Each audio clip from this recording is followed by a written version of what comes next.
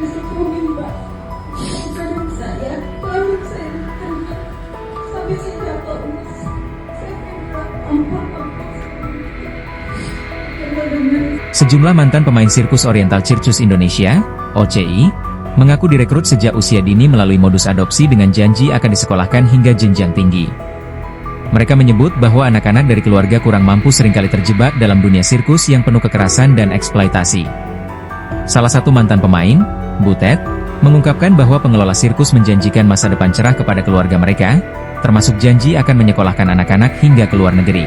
Butet menyebut bahwa pengelola sirkus mengatakan kepada orang tua mereka bahwa anak yang diambil akan diangkat menjadi anak dan disekolahkan sampai besar, karena mereka tidak memiliki anak perempuan. Ia menambahkan bahwa janji tersebut termasuk harapan untuk mendapatkan pendidikan dan pengalaman di luar negeri.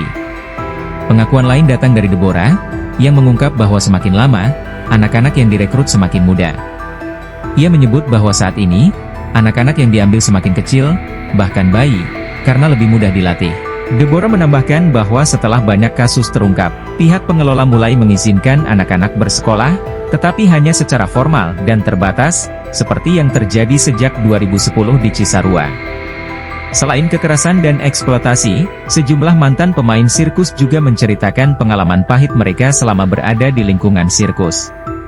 Mereka mengaku pernah mengalami penyiksaan fisik, seperti disetrum, dipukul, bahkan dipisahkan dari anak setelah melahirkan. Beberapa di antaranya menyebut bahwa mereka pernah dijerat dan dirantai saat bertugas, bahkan saat hamil. Manajemen Taman Safari Indonesia, yang juga pernah dikaitkan dalam kasus ini, membantah keterlibatannya dalam eksploitasi tersebut.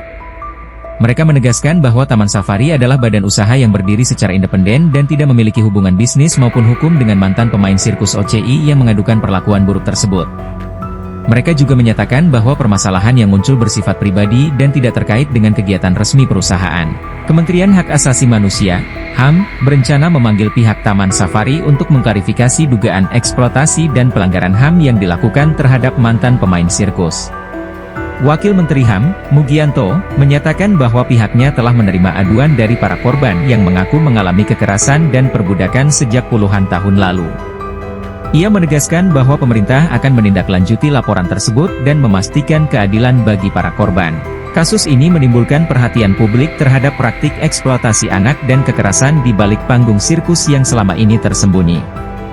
Banyak pihak mendesak agar pemerintah dan penegak hukum segera mengusut tuntas dugaan pelanggaran HAM yang terjadi di lingkungan sirkus, terutama yang melibatkan anak-anak sejak usia dini.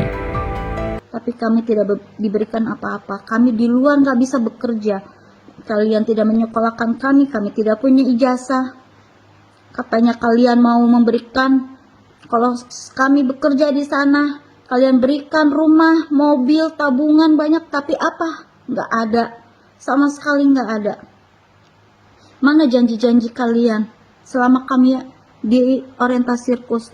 Tolong pikirkan, kalian juga harus pikirkan. Ida yang sudah lumpuh permanen, apa kalian pikirkan? Enggak.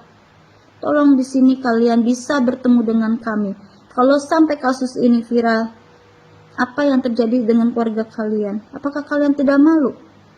Download Tribun X sekarang. Menghadirkan lokal menjadi Indonesia.